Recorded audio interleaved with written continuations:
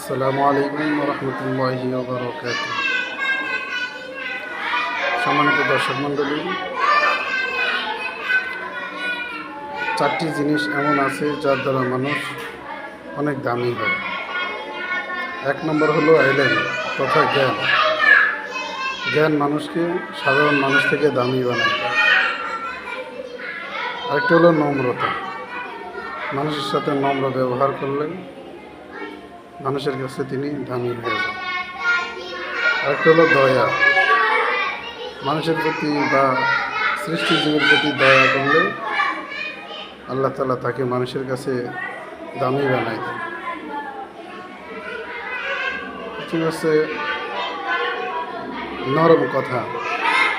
মানুষের সাথে শালীন, সুন্দর, ভদ্র, নরম ভাষায় যদি কথা বলে তাহলে আল্লাহ তাআলা তাকে মানুষের কাছে সম্মানিত বানায় দেন।